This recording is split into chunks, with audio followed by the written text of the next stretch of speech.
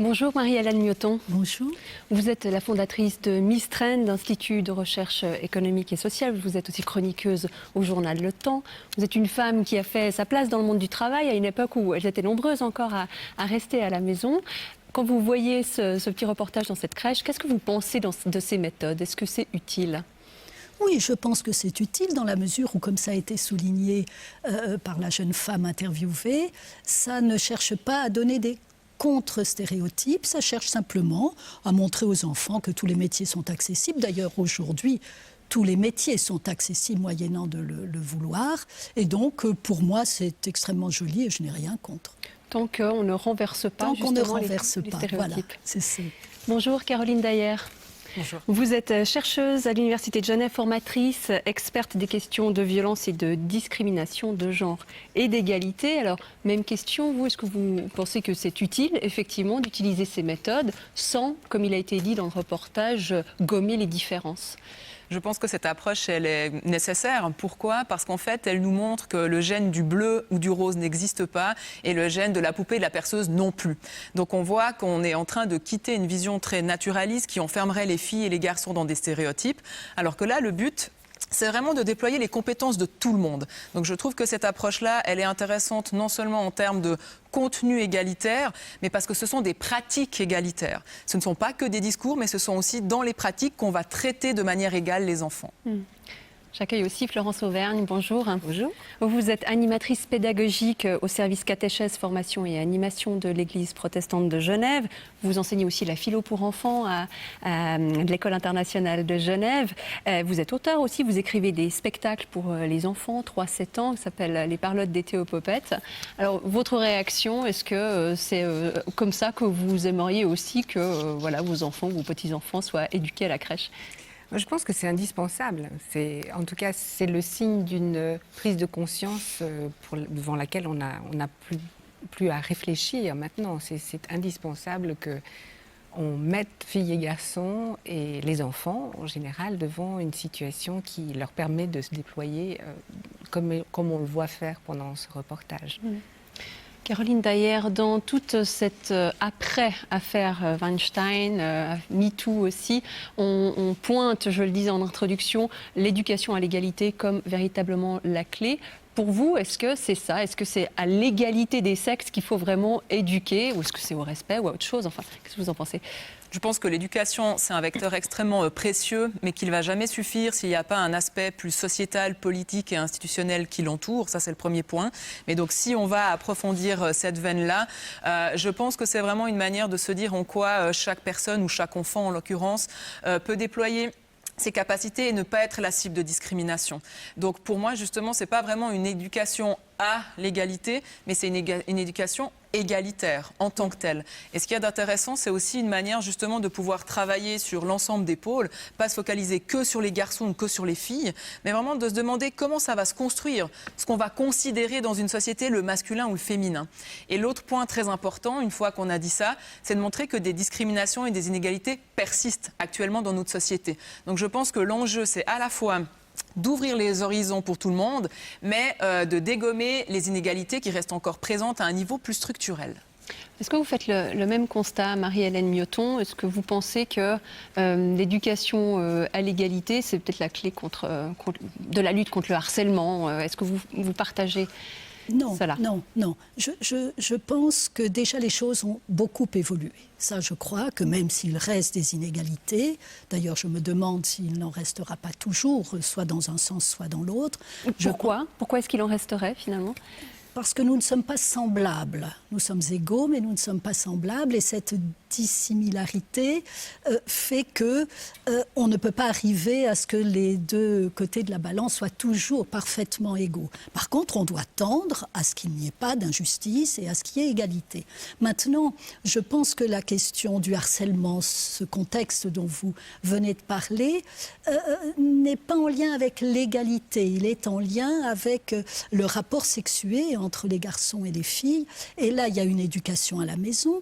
À l'école, il y a des déjà une éducation, avec l'éducation sexuelle qui n'est quand même pas si ancienne que cela dans les écoles, où on n'apprend pas les positions du Kama Sutra, je crois. On apprend à faire respecter l'autre, à montrer que la sexualité ne peut pas être débridée, ne peut pas être imposée surtout. Et je pense qu'on a déjà les structures, mais qu'évidemment, ces structures sont mises en place pour la jeunesse actuelle, depuis que ces cours ont été mis en place, et non pas pour les, j'allais dire, vieux messieurs qui ont été dénoncés dans toute l'affaire Weinstein et autres. Donc pour vous, c'est un problème qui est déjà dépassé, en fait, si je vous comprends bien.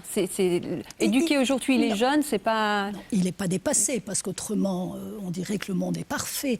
Mais on les éduque déjà, voilà.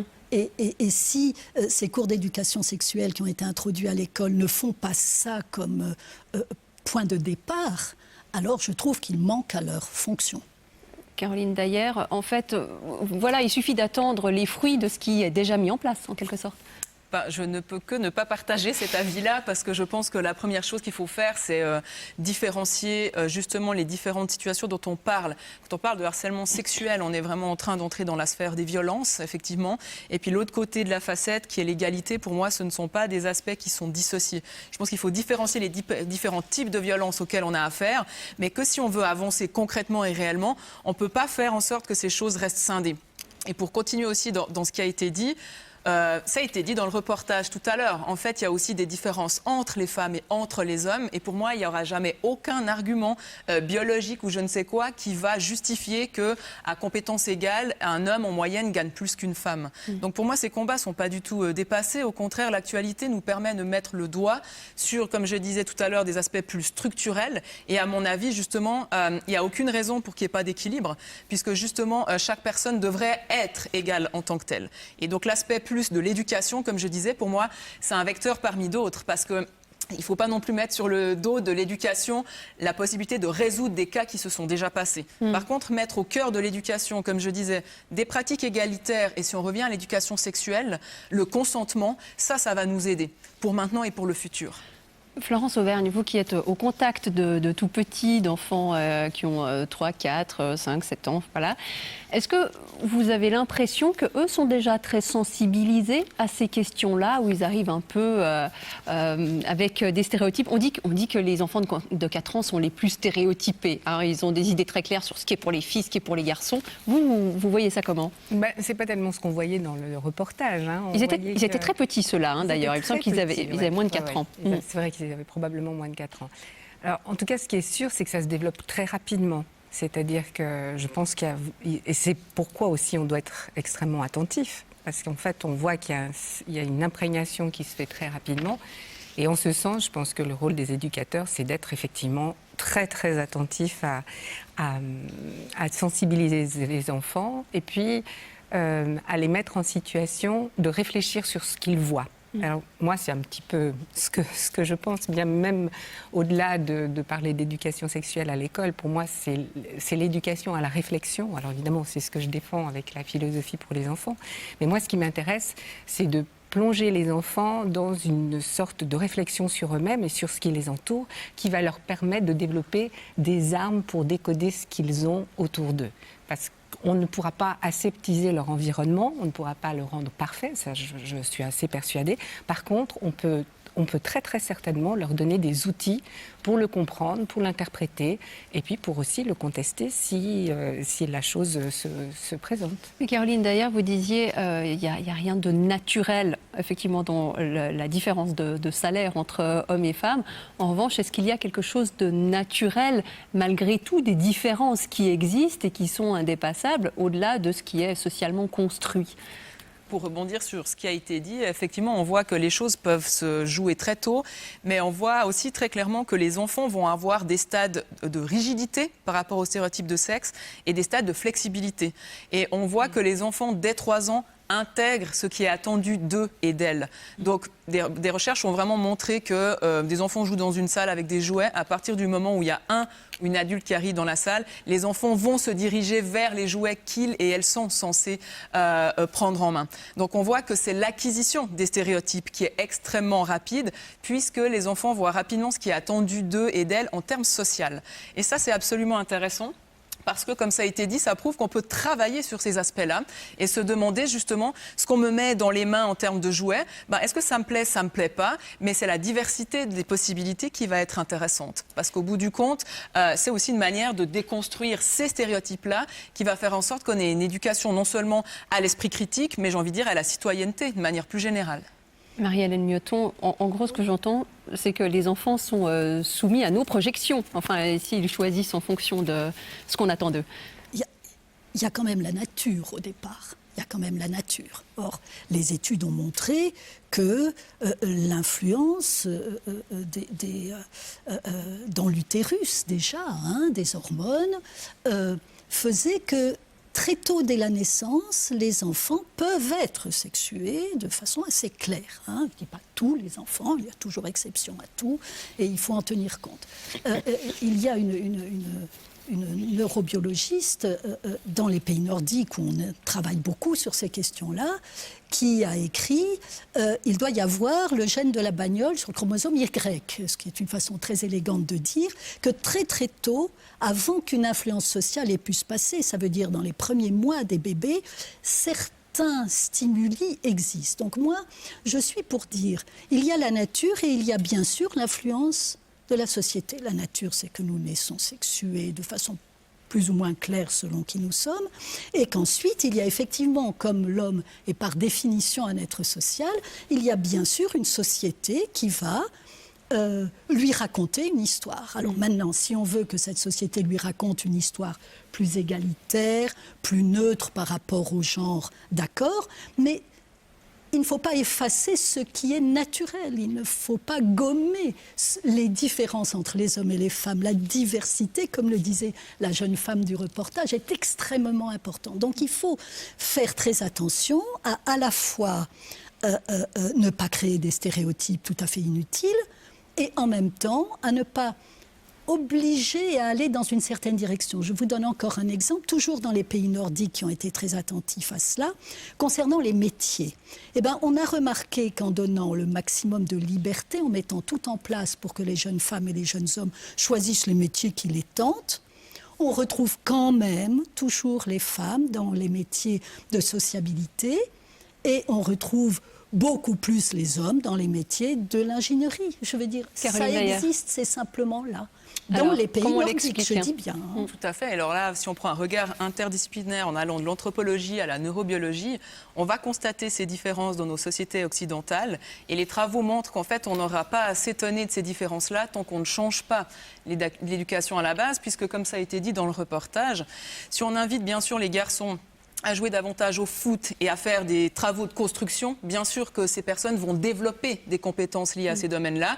Et si on continue d'encourager justement les petites filles à faire la dinette et à communiquer, ne nous étonnons pas qu'elles déploient de fortes compétences en communication. Donc au contraire, notre cerveau est extrêmement plastique et il va se déployer en fonction de la manière dont on va le travailler. Et l'autre point aussi, je pense qu'il ne faut absolument pas confondre nos niveaux de sexuation biologique, où chaque être humain est extrêmement complexe et diversifié, et les rôles de genre et les expressions de genre. Donc moi, en tout cas, le fait justement que dans l'utérus, justement, on pense déjà à une voiture ou à quoi que ce soit, moi je pense que c'est vraiment l'inverse. Et d'ailleurs, comme je disais au début, le gène du rose ou du bleu n'existe pas. D'ailleurs, il n'y a pas longtemps, le rose, il était assigné aux garçons et le bleu aux filles.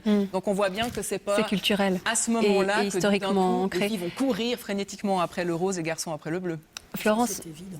Florence Auvergne, Marie-Hélène Mioton disait tout à l'heure, ça dépend aussi de l'histoire qu'on va leur raconter. Alors là, vous me tendez une perche parce que vous en écrivez des histoires. Quel soin, est-ce que vous apportez un soin particulier, justement, quand vous écrivez des scénettes, ce sont des pièces de théâtre pour des marionnettes, pour les enfants, comment vous caractérisez les personnages masculins, féminins?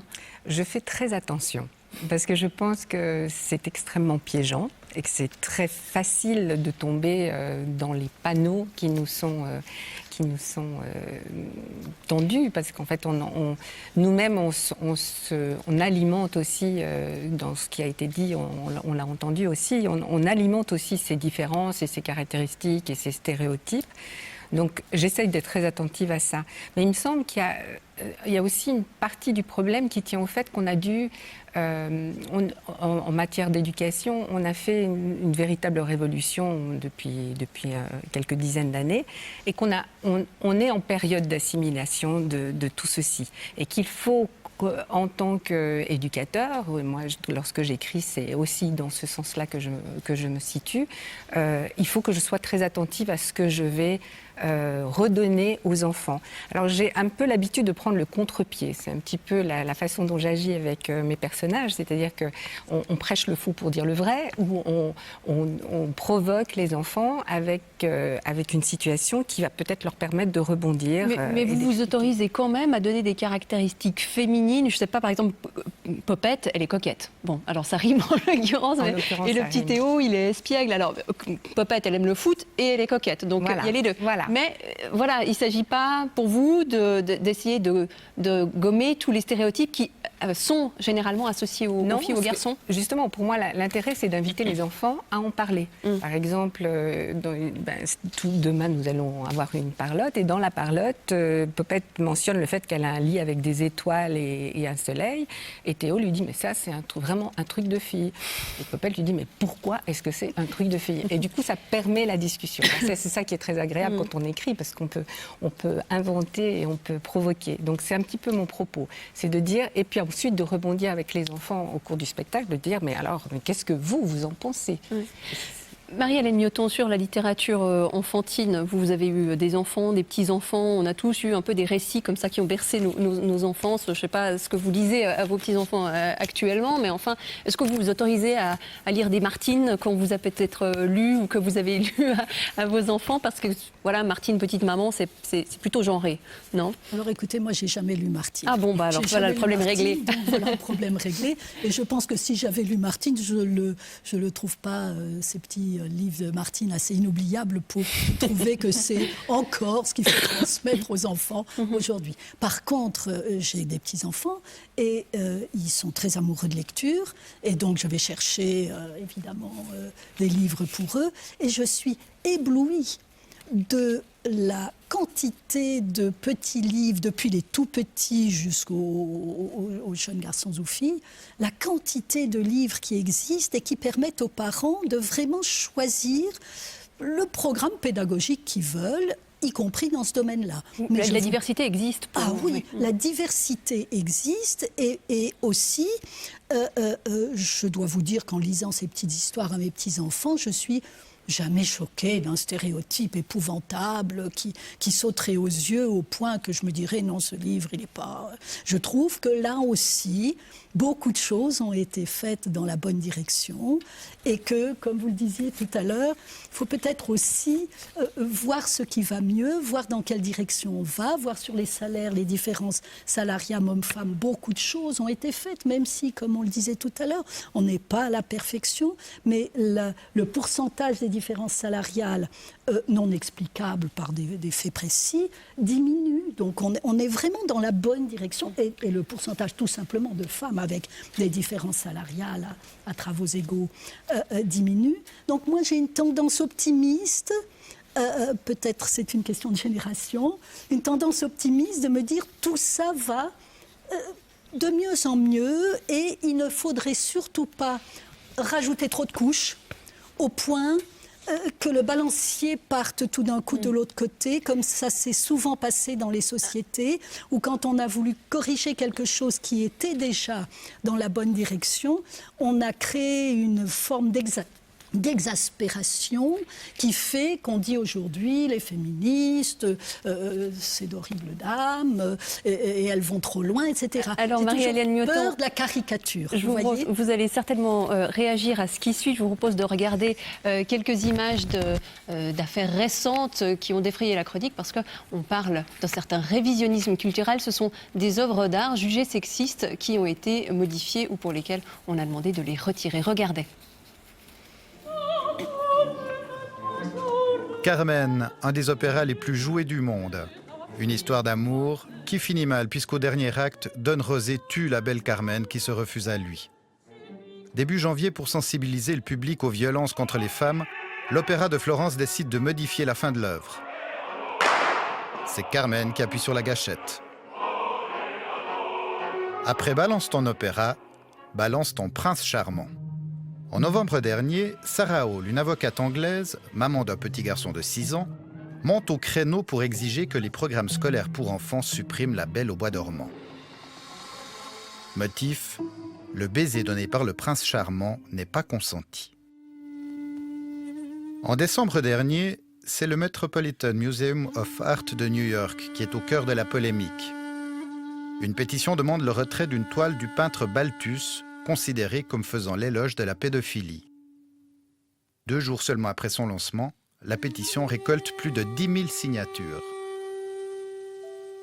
La littérature n'est pas épargnée par le phénomène. L'École supérieure de Berlin a décidé cette année d'effacer de sa façade un poème d'Eugen Gomringer célébrant la beauté des fleurs et celle des femmes. Un groupe d'étudiants a considéré que ce texte évoquait le harcèlement sexuel. Avenidas y flores, flores, flores y... Nora, la fille du poète suisse, a demandé sur les réseaux sociaux que l'on continue à faire circuler le poème. Y flores y mujeres y un admirador. Caroline Dayer, est-ce que c'est justifié? Est-ce qu'il faut censurer les œuvres sexistes finalement? Ce que je trouve intéressant dans ces aspects-là, c'est qu'il y a la dimension de la culture qui rentre en ligne de compte. Et on a parlé de plein d'aspects, mais n'oublions pas que la question des violences faites aux femmes reste au cœur de l'actualité sous toutes ses formes. Et pour reprendre ce qui a été dit tout à l'heure, moi je suis très optimiste, mais je suis aussi très réaliste. Et la question de la violence faite aux femmes, c'est un bon vecteur, je pense, pour interroger ce qui est en train de se passer. Mais alors concrètement, sur ces aspects-là, soit on peut se dire, prenons les œuvres comme elles existent, mais interrogeons-les. Et on pourrait aussi se demander, La Belle au bois dormant, ça raconte quoi comme une histoire à une fille, en fait, de rester justement plantée dans un bois? La question de la passivité, elle commence aussi justement dès le plus jeune âge. Et par contre, ce qu'il y a d'intéressant, c'est de voir qu'il y a d'autres fins possibles. Donc je pense qu'il faut plutôt laisser soit une révision avec des lunettes, de se dire mais c'est qui les héros, les héroïnes, qui fait quoi, revisiter à travers des lunettes, ou autrement se dire d'autres fins sont possibles. Florence Auvergne, il nous reste très peu de temps, mais je ne résiste pas à l'envie de vous poser quand même la question, parce qu'on ne les a pas évoqués dans cette relance, c'est celle des textes bibliques qui sont aussi fondateurs de notre société. Vous les transmettez aux plus jeunes? Vous faites comment avec les textes qui, je ne sais pas, Paul, Corinthiens 1, etc. Je ne pense pas que je vais commencer par les épîtres de Paul aux Corinthiens. C'est ça, pas pour les tout petits. Jeunes. J'aurais un petit peu la même réponse que ce que je vous ai fait auparavant. C'est-à-dire que moi, ce qui m'intéresse, c'est comment les enfants vont s'interroger par rapport à ces textes. Ces textes ont quelque chose à dire et je prends suffisamment l'enfant au sérieux pour penser que lui-même va pouvoir me dire et s'interroger sur ce que le texte peut lui apporter. Mais vous présentez des héros masculins, féminins, vous choisissez comment dans les histoires? Les deux, les héros masculins et les héros féminins. Elles sont moins nombreuses, les héroïnes féminines. C'est vrai, les héroïnes féminines sont peu nombreuses, mais ce qui est important, c'est que l'enfant puisse discuter à partir d'une histoire qui lui parle. À partir de là, eh bien, on va forcément avoir une discussion qui pourra nous amener à peut-être nous interroger pourquoi est-ce qu'il y a si peu de personnages féminins dans ce contexte. En 2 mots pour conclure, Marie-Hélène Mioton, Carmen qui tue plutôt que d'être tuée. Mais ça n'a rien de révolutionnaire. Dans Tosca de Puccini, Tosca tue son harceleur. Donc, je ne vois pas en quoi on a réinventé la poudre en faisant que Carmen, au lieu d'être tuée par Don José, le tuelle. Je trouve que ça, c'est du révisionnisme, c'est stupide.